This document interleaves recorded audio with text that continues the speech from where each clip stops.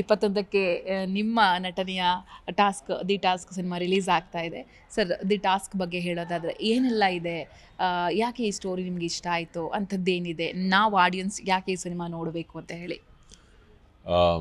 ಸಾಕಷ್ಟು ನೈಜ ಘಟನೆಗಳಿಂದ ಇನ್ಸ್ಪೈರ್ ಆಗಿರೋವಂಥ ಒಂದು ಕತೆ ಇದು. ಸೊ ಬೇಸಿಕಲಿ ಸಿನಿಮಾ ರಿಯಾಲಿಟಿ ಬೇರೆ ಬೇರೆ ಅಂತಾರೆ, ಬಟ್ ನನ್ನ ದೃಷ್ಟಿಕೋನದಲ್ಲಿ ಅದು ಹಾಗಲ್ಲ. ಅಂದರೆ ಯಾರನ್ನು ಸಿನಿಮಾ ನೋಡಿ ಮನುಷ್ಯರುಗಳ ಬಿಹೇವಿಯರ್ ಪ್ಯಾಟರ್ನ್ಗಳು ಒಂದು ವಿಶ್ವಾಸ ಚೇಂಜ್ ಆಗಬಹುದು ಒಂದೊಂದು ಮಟ್ಟಕ್ಕೆ, ಆದರೆ ನಮ್ಮ ಅಕ್ಕಪಕ್ಕ ಏನು ನಡೆಯುತ್ತೆ ಅದನ್ನೇ ನೋಡಿ ನಾವು ಕತೆ ಮಾಡಿರ್ತೀವಿ, ಅಥವಾ ಅದೇ ನಮಗೆ ಪ್ರೇರಣೆ ಆಗಿರುತ್ತೆ ಕತೆ ಒಂದು ಮಾಡೋದಕ್ಕೆ. ಸೊ ನಾನೇನು ಹೇಳೋದು, ಸಾಕಷ್ಟು ವಿಷಯಗಳು ನಾವು ಸಿನಿಮಾ ಮೂಲಕನೂ ತಿಳ್ಕೋಬಹುದು. ಆ್ಯಂಡ್ ಇಲ್ಲಿ ನಾವೇನು ಇಶ್ಯೂ ಏನು ನಾವು ಅಡ್ರೆಸ್ ಮಾಡಿದ್ದೀವಿ, ಅಥವಾ ನೈಜ ಘಟನೆಗಳಿಂದ ಬೇಸ್ಡ್ ಏನು ಸ್ಟೋರಿ ಇದೆ, ಅದು ಸಾಕಷ್ಟು ಜನಕ್ಕೆ ಇನ್ಸ್ಪೈರ್ ಮಾಡೋಂಥದ್ದು ಇದೆ. ತುಂಬ ಜನಕ್ಕೆ ಒಂದು ಸಿನಿಮಾನ ನೀವು ನೋಡಿದಾಗ ಸಾಕಷ್ಟು ಕಲಿಯೋದಿರುತ್ತೆ. So I think it's a learning process ಅಂತ ನಾನು ಹೇಳೋದಕ್ಕೆ ಇಷ್ಟಪಡ್ತೀನಿ. ಆ್ಯಂಡ್ ಪ್ರತಿಯೊಂದು ಸೀನಲ್ಲೂ ನನ್ನ ಅಟ್ಲೀಸ್ಟ್ ನಾನು ಈ ಫಿಲ್ಮಲ್ಲಿ ಮಾಡಿದ್ದೀನಿ ಅನ್ನೋದಕ್ಕಂತ ಅಲ್ಲ, ಜನರಲ್ ಆಡಿಯನ್ಸಿಗೆ ನನ್ನ ನಂಬಿಕೆ ಏನಂತ ಹೇಳಿದ್ರೆ, ಪ್ರತಿಯೊಂದು ಆಲ್ಮೋಸ್ಟ್ ಎವ್ರಿ ಫ್ಯೂ ಮಿನಿಟ್ಸಿಗೆ ಅವರಿಗೆ ಒಂದು ಸ್ಮಾಲ್ ಟ್ವಿಸ್ಟ್ ಆ್ಯಂಡ್ ಟರ್ನ್ಸ್ ಸಿಗ್ತಾನೆ ಇರುತ್ತೆ. ಆ್ಯಂಡ್ ಸಾಕಷ್ಟು ಸೀನ್ಗಳಿದೆ ಎಲ್ಲಿ ಅವರು ಸೀಟ್ ಎಡ್ಜಲ್ಲಿ ಕೂತ್ಕೊಂಡು ಸಿನಿಮಾ ನೋಡಬೇಕು ಅಂತ ಸಿನಿಮಾ ಮಾಡುತ್ತೆ ಹಾಗೆ. ಸೊ ಅದನ್ನು ರಾಘು ಶಿವಮೊಗ್ಗ ಸರ್ಗೆ ಕ್ರೆಡಿಟ್ ಹೋಗಬೇಕು, ಅವ್ರು ತುಂಬ ಚೆನ್ನಾಗಿ ಅದನ್ನು ಮಾಡಿದ್ದಾರೆ. ಆ್ಯಂಡ್ ನಮ್ಮ ಕೈಯಲ್ಲಿ ಆ ಆ್ಯಕ್ಟಿಂಗ್ನ ತೆಗೆಸ್ಕೊಂಡಿದ್ದಾರೆ.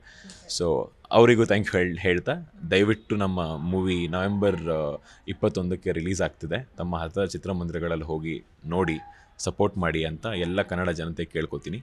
ಧನ್ಯವಾದಗಳು. Thank you. ಸರ್, ಎಲ್ಲೆಲ್ಲಿ ಶೂಟ್ ಮಾಡಿದ್ದೀರಾ ಸರ್? ತಾರಾ ಬಳಗದ ಬಗ್ಗೆ ಹೇಳೋದಾದರೆ ಎಲ್ಲೆಲ್ಲಿ ಶೂಟ್ ಮಾಡಿದ್ರೆ, ಎಷ್ಟು ಫೈಟ್ಗಳಿದ್ದಾವೆ, ಎಷ್ಟು ಹಾಡುಗಳಿದ್ದಾವೆ, ರೊಮ್ಯಾನ್ಸ್ ಎಷ್ಟಿದ್ದಾವೆ, ಇದ್ರ ಬಗ್ಗೆ ಎಲ್ಲ ಹೇಳೋದಾದರೆ? ಇದ್ರ ಬಗ್ಗೆ ಎಲ್ಲ ಹೇಳಿದ್ರೆ ನಮ್ಮ ಡೈರೆಕ್ಟ್ರು ನನಗೆ ಬೈದು ಬಿಡ್ತಾರೆ. ಸೊ ನಾನೇನು ಹೇಳಬಲ್ಲೆ ಅದನ್ನು ಮಾತ್ರ ಹೇಳಬಹುದು. ಮೊದಲನೇದಾಗಿ ನಾನು ಹೇಳ್ದಂಗೆ ತುಂಬ ಒಳ್ಳೆ ಸ್ಟ್ರಾಂಗ್ ಸ್ಕ್ರಿಪ್ಟ್ ಇರೋಂತಹ ಒಂದು ಕತೆ ಇದು.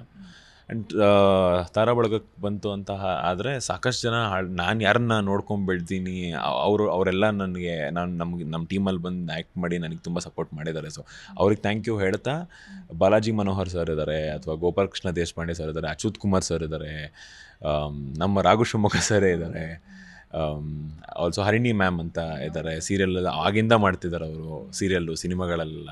ಸೊ ನಾನು ಅವ್ರನ್ನೆಲ್ಲ ನೋಡ್ಕೊಂಡು ಬೆಳೆದಿರೋಂಥವ್ನು. ಇವತ್ತು ನನಗೆ ಅವ್ರು ಸಪೋರ್ಟ್ ಮಾಡಿದ್ದಕ್ಕೆ ನಾನು ಥ್ಯಾಂಕ್ ಯು ಅಂತ ಹೇಳೋದಕ್ಕೆ ಇಷ್ಟಪಡ್ತೀನಿ. ಆ್ಯಂಡ್ ಸೊ ಇವರೆಲ್ಲ ಇದ್ದಾರೆ, ಇಷ್ಟು ಸೀನಿಯರ್ ಆರ್ಟಿಸ್ಟ್ ಒಂದು ದೊಡ್ಡ ಬಳಗನೇ ಇದೆ. ಸೊ ಅವರೆಲ್ಲರೂ ಇದ್ದಾರೆ. ತುಂಬ ಚೆನ್ನಾಗಿ ಮೂಡ್ ಬಂದಿದೆ ಸಿನಿಮಾ. ನಾನು ಇನ್ನೂ ಎಕ್ಸ್ಟ್ರಾ ಹೇಳಿದ್ರೆ ನಮ್ಮ ಡೈರೆಕ್ಟ್ರು ನನಗೆ ಬೈತಾರೆ. ಆ್ಯಂಡ್ ನಾನು ಬಿಟ್ಕೊಡೋಂಗಿಲ್ಲ. ಆ್ಯಂಡ್ ಬಿಟ್ಕೊಟ್ರೆ ಆ ಸರ್ಪ್ರೈಸ್ ಎಲಿಮೆಂಟ್ ಅನ್ನೋದಿರೋದಿಲ್ಲ. ಜೋಕ್ಸ್ ಅಪಾರ್ಟ್, ನಾವಾಗ ಹೋಗುವ ಸಿನಿಮಾನ ಥಿಯೇಟ್ರಲ್ಲಿ ನೋಡಿದಾಗೆ ಆ ಒಂದು ಎಕ್ಸ್ಪೀರಿಯನ್ಸ್ ಸಿಗುತ್ತೆ ನಮಗೆ ಅನ್ನೋದು ನನ್ನ ಭಾವನೆ.